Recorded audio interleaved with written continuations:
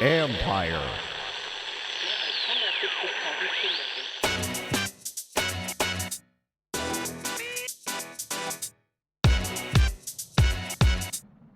Welcome to the Football Jones podcast. It is Mike Jones. Thanks for coming back for another episode. Read me at usatoday.com. Follow me on Twitter and Instagram at @ByMikeJones. We've got a lot to get to. The big story of the weekend was not about the games, although there was plenty of action on the field on Sunday. Obviously, it was Saturday with Colin Kaepernick and his showdown with the NFL, the workout that he held for himself after backing out of the workout that was hastily thrown together by the league. We talked about this last episode about what we thought it meant, Lorenzo Reyes and I.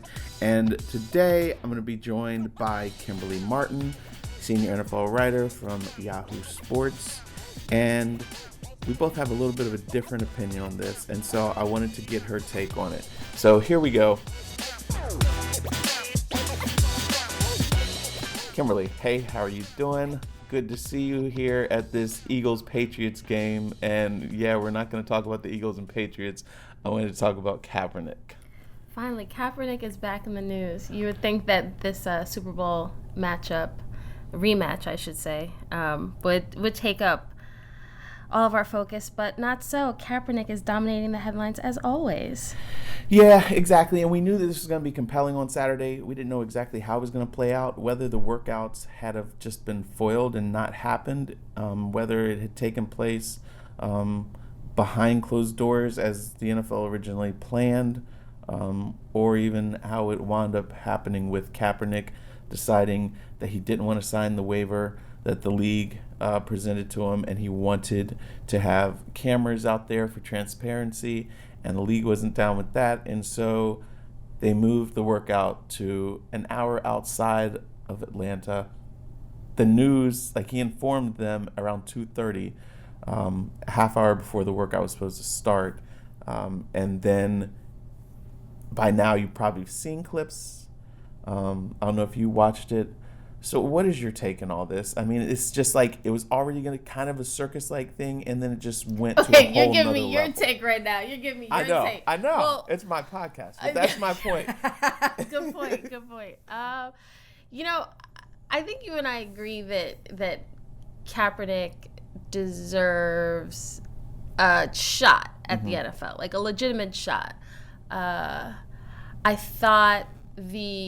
got excited about the news of the tryout, not because I'm this staunch Kaepernick supporter, but simply because the NFL has an optics issue where you have a lot of guys, quarterbacks in the league right now that are not good, are just average. And I don't think the league or anybody objectively can look at some of the players that they tried out there, some of the backups that they have, and say that Kaepernick isn't good enough to be on an NFL roster. So my whole point is the guy should be on a roster based on the talent, right? Not as a starter. I'm not saying he's a starter, but at least as a backup. Now, I think the fact that had Kaepernick been given an opportunity 2 years ago, I think we would have had a chance to see him do his thing. He could have played himself out of the league at this point or shown I'm legit still. So I think that the circus atmosphere of everything, I think there's blame on both sides. I don't mind Kaepernick changing the venue. Personally, the short notice, I understand that if I was a reporter on the scene, I was not in Atlanta, but if I was on the scene trying to cover it, that would have been problematic for me. It would have felt very last minute, and you would have had this what the hell now moment. But I don't know, at the end of the day, I think he wanted transparency. He wanted media there. He wanted fans or whoever to be able to say, here is the footage. You decide. This is not going to be something that's, what happens is going to be regurgitated through anonymous sources or anything like that. So I can get down with that. I'm not sure if you're with me on that page. No. I have no problem with him changing the venue. I had issue with, okay, they saw the waiver before Saturday at 2:30. I felt like, look, he probably, I haven't seen the actual waiver myself. There are reports that it was way different, that there was, a way to, like, it looked like the league was trying to protect itself from future lawsuit. I've talked to some people who said that the waiver wasn't all that different than the normal one. But whatever. The thing I'm most disappointed about is that it was a power move. And I think it was calculated because they already had everything set up. And a lot of people I talked to felt like he probably had this planned before Saturday. From jump, we're going to make a power move. And I'm just disappointed that his power move wound up making it seem like he was more about optics than football, more about theatrics than football, and that he was more concerned with showcasing his skills to the world than he was his future employers. Okay, Mikey, fair point. Because of that, he basically gave credence to his critics who say he didn't really want to play. Anyway, I believe he wants to play. I believe he wants to play on his own terms. But he just strengthened their argument because of the way he went about that. And I feel like this whole time he's gone about things. I have no problem with the kneeling. But since then, I think he's gotten bad advice on how he goes about things. I just feel like he kind of hurt himself again yesterday. So I respect your opinion. This is your podcast, so I got to say that. No, I agree with you. I think that I walked away from this weekend with one question: why now? And you can say that about the league. Why all of a sudden is this hastily thrown together tryout happening in November when teams' rosters are pretty much set? Why now, as far as from Kaepernick's side, when you look at the planning and the speculation as to when did they decide to do the old switcheroo and change the venue? It was a power play, but I think it was a power play on both sides. And I think this is where I don't know whether Kaepernick will ever suit up again. I've always said I don't think he will. Before this weekend, I always felt like I don't think he'll be on an NFL roster. This weekend, you didn't learn anything new about him. Right. You knew he had arm strength. Aside from him showing up and being 300 pounds or 30 pounds, like he wasn't, there was nothing that we were going to see him throwing against air to receivers that, he's friendly with. But, that's what QB workouts are. So when people say, like, oh, he's throwing against air, okay, well, that's what they do. Every single one is. That's what the combine is. Right. So I feel like this weekend allowed, and I tweeted this on Saturday, over the last 3 years, what we've seen is people will view the prism of Kaepernick versus the NFL through their own lens and what they want to see. So if you supported Kaepernick, if you felt like he deserves a shot, you saw this weekend as, hey, this man proved he's got the arm strength. He belongs on a roster. If you felt like this guy's a bum, he doesn't even, he doesn't even deserve a spot in the league. He clearly doesn't want to be here. You're going to look at it and say, oh, he was throwing against air. He's not even that good, whatever.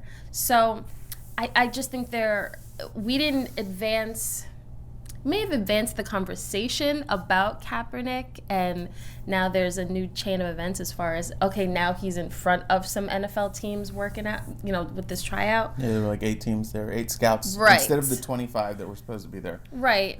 Even that, I felt like Hugh Jackson landed and then went to the venue, to the Falcons facility, and then turned around and went back to the airport. You know what? Stuff like that. I understand if Kaepernick really was concerned about showing his employers that he's ready to play and on their turn. Like, that's really not what any of this has been about as far as Kaepernick. It is about controlling the narrative, I think, for the league and also Kaepernick. I think Kaepernick has to prove that I can play and I'm showing the people, because if I'm trying to fit your system and what you want me to do, I feel like now I'm at a disadvantage. Yeah, I felt like, again, and I wrote this, that this wasn't about, I wrote a long story, and it's crazy because, like, I've got people who like hate me, calling me Uncle Tom and, you know, whatever, a bootlicker or whatever for the league. Then other people saying, you're right, he sucks. Then other people saying, oh, a very nuanced, you know, thing. And then other people saying, oh, you know, what a lazy report. You know, so if you're everybody's right. mad, then you're doing something right. I guess. So, but like you're saying, if you hated him, you were going to hate him. If you loved him, nothing was going to change your mind.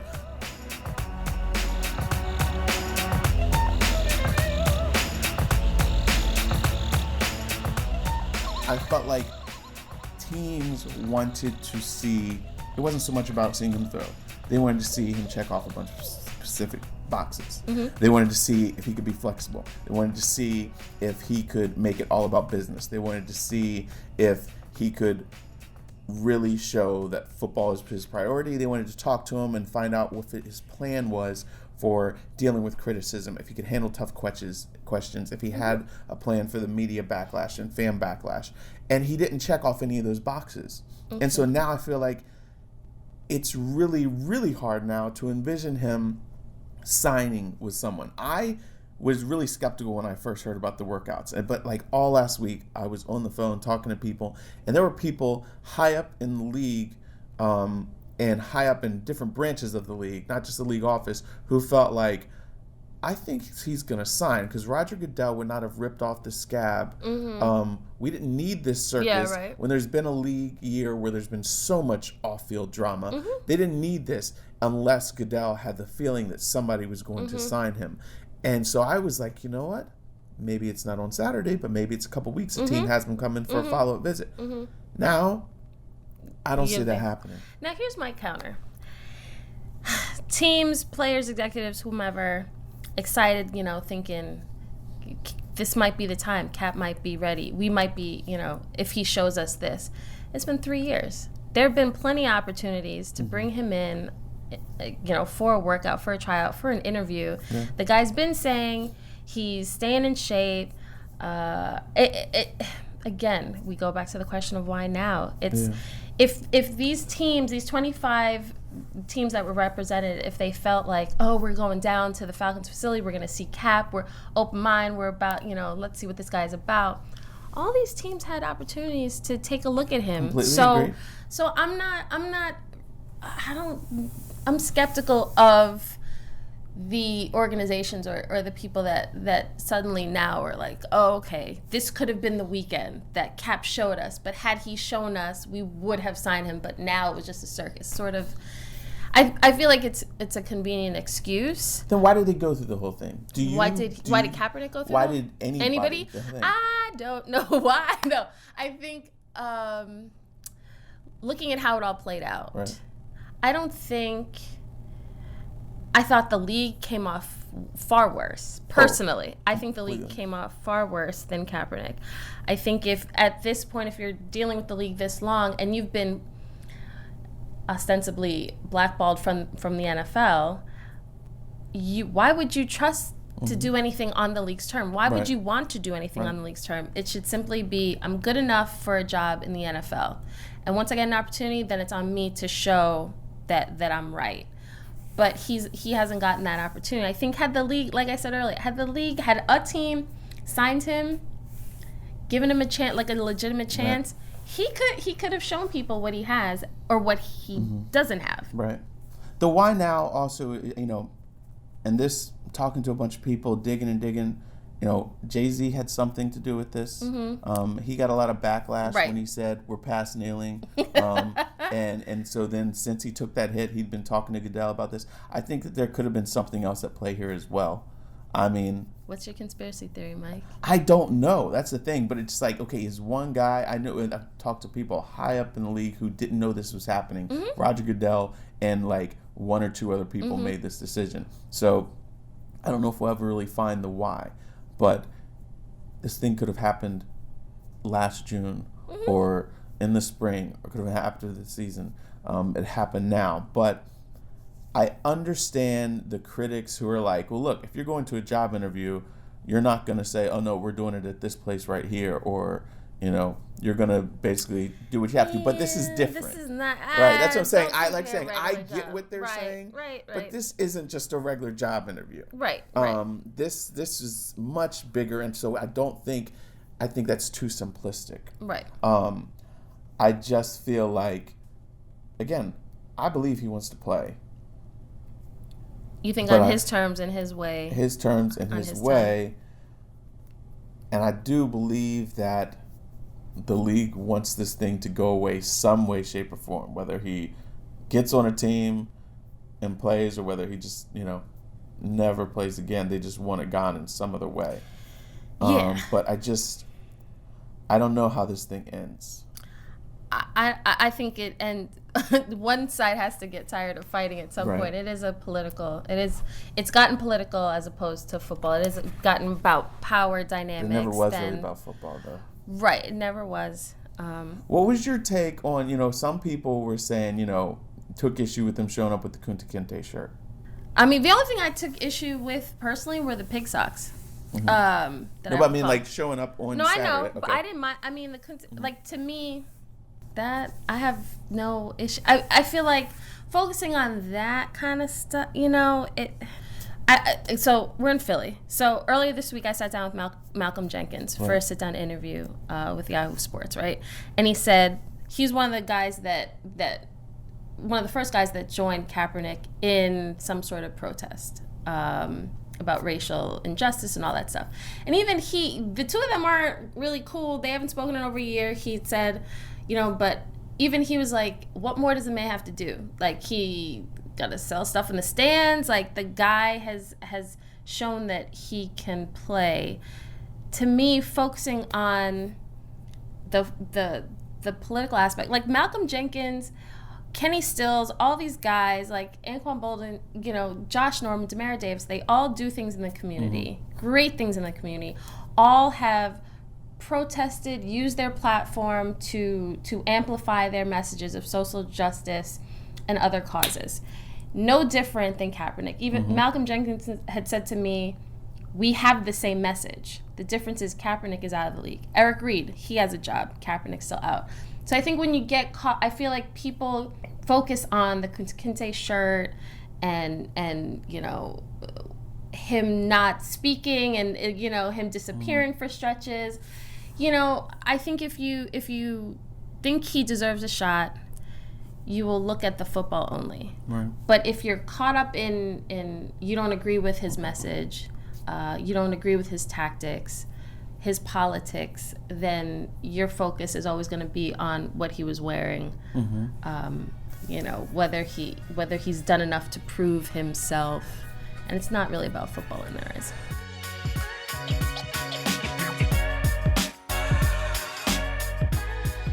I feel like part of me feels like even if he did show up on Saturday at the league workout, did everything, that we still could be wondering. I mean, there's always going to be something. There's always going to be something.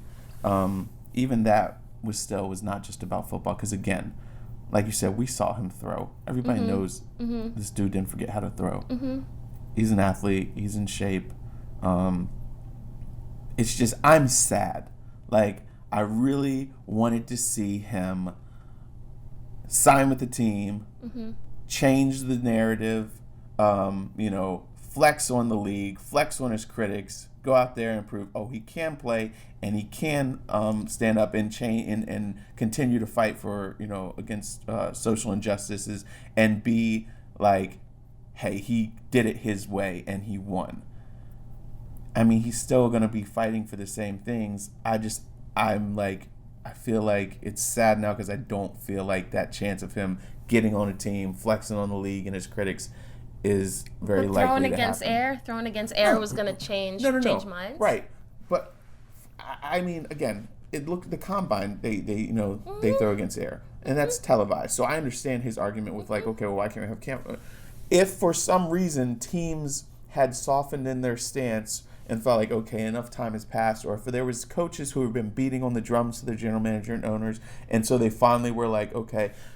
One person told me that the league basically was doing this as a shield for the teams because teams probably didn't want the individual backlash and attention, and so if the league set up this whole thing, it was a controlled environment, and then any one team wouldn't have been. I have no idea. But if there was indeed a team who really wanted to sign him and we're kind of like on the fence considering it, and then we're turned off by this, I'm sad. Now I hope that there still is somebody who says, hey, look, the 8 of us showed up, 8 teams did show up. Mm-hmm. I hope one of them does say, hey, come for a follow-up interview. We don't care about any of this stuff. Mm-hmm.